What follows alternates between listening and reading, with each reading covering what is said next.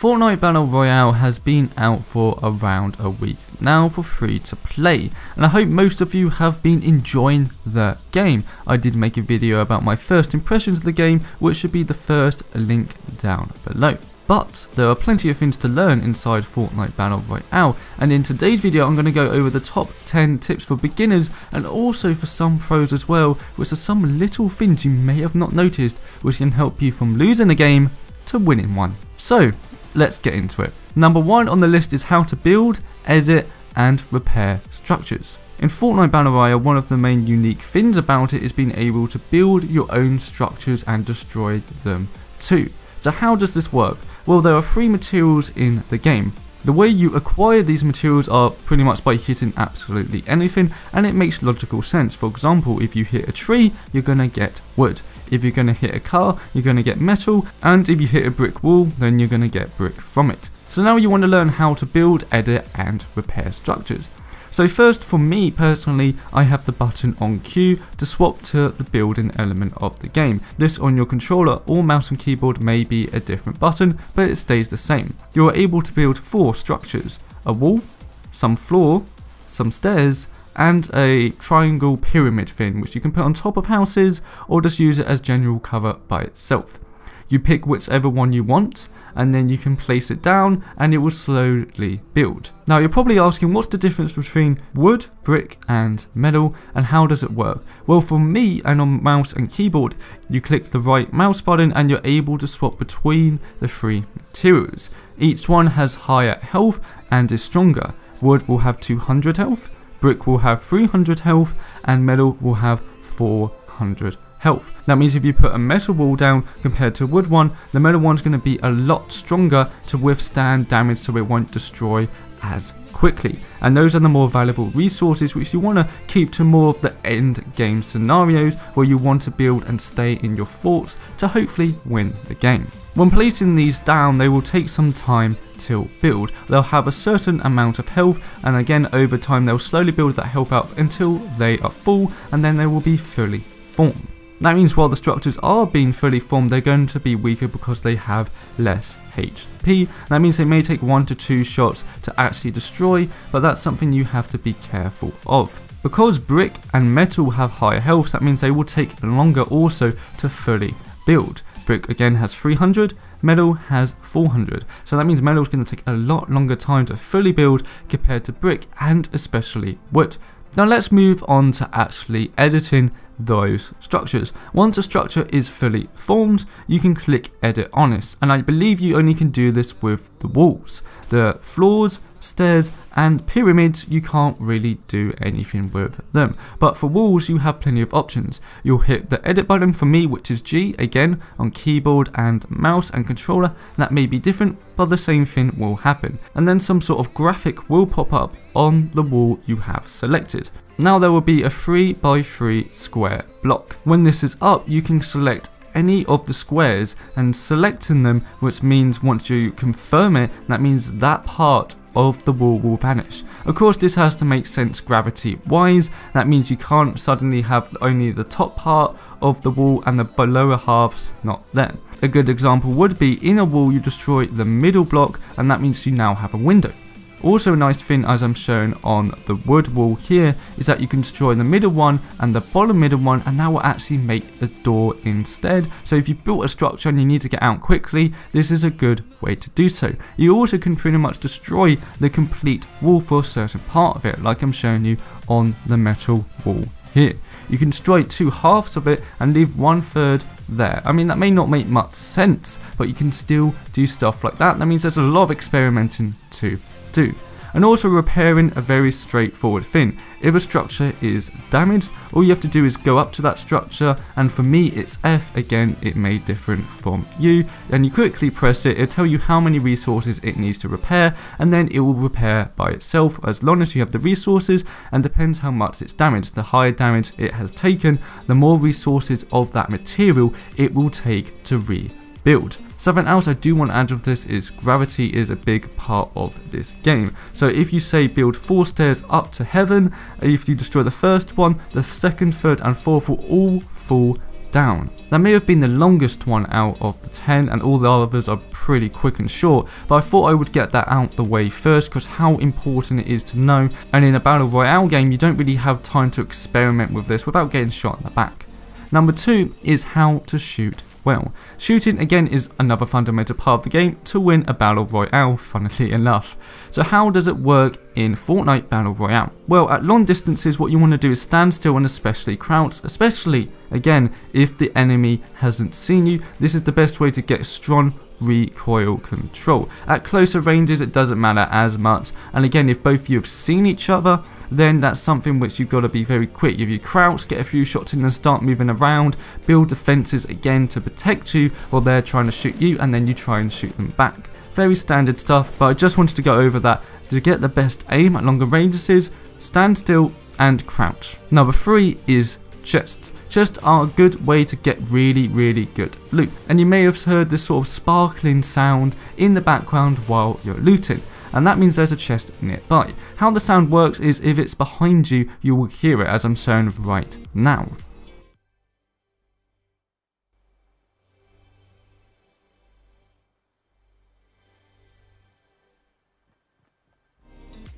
If I'm turning away, I know it's right behind me, and you sort of can tell if it's on the same level, above or below you, but this is something you're going to have to learn over time, as most chests have fixed spawns. That means, for example, in a certain house, I know there can be either a chest in the garage or one on the top roof, and there may not be either of them, but that means when you're searching the same house, this is something over time you're going to get accustomed to. Means, right, I know there's a chest in here, I know it's behind me, that means it must be in the garage, and you can loot it there. Again, chests are still random spawns, but they are fixed random spawns, so they always have certain locations they can spawn. Number 4 is how to drop well. Now, dropping in the game can be the portent of life and death, being able to drop before enemies do. That means you can get down, get a gun, and annihilate them before they even stand a chance.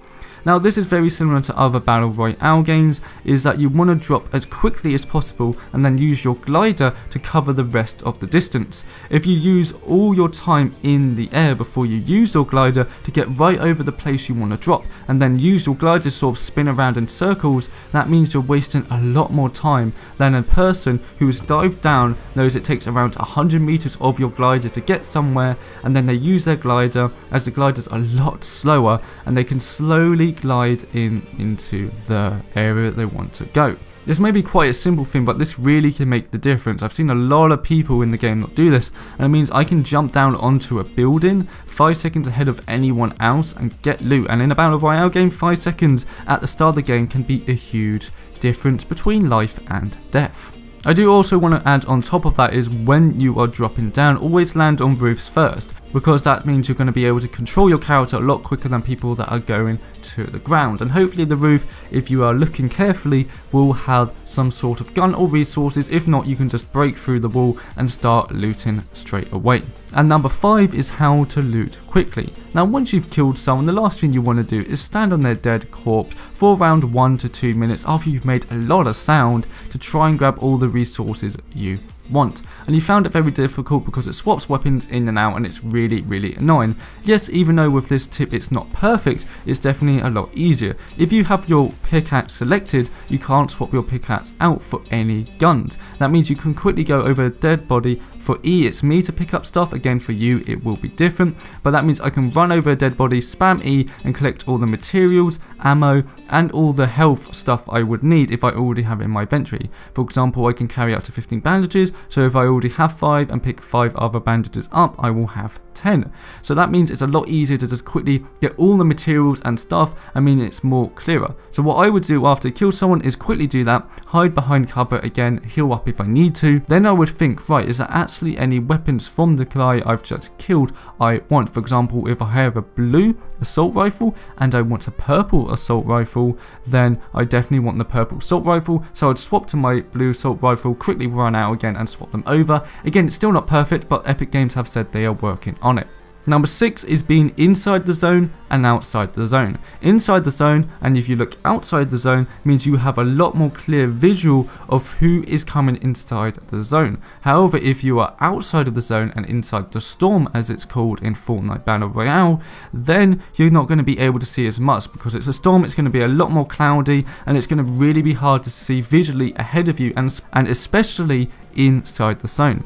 That means people always inside the zone will have a clear-cut advantage, and this sort of cuts down on the bullshit in the game. So if you're inside the zone and then someone from outside the zone shoots you from 100 meters out, because you thought it's been 20 seconds since the zone's closed, surely no one's coming in, and if they do, they're not going to be able to see me. So that's a nice little balance change there, but something you may want to know if you're thinking about camping outside the circle for a bit longer to try and get the edge on someone. It's going to be harder than you think. Number 7 on the list is building upwards and always use cover in fights. Being on the high ground is kin in Fortnite, and that's something you've got to learn very quickly. If you're inside the zone, use your stairs to quickly get up to a high area, especially if you have a sniper or long range gun, then you're going to have a really good time. Also destroying the way to get up to you first, so it's going to be harder for enemies to get near you, but it's something to really learn as soon as possible. And always using cover in fights is something, again, you're not going to sort of learn straight away. You're going to be in fights in a very stationary way, but once you realize you can use cover in fights to give you more angles and more opportunities,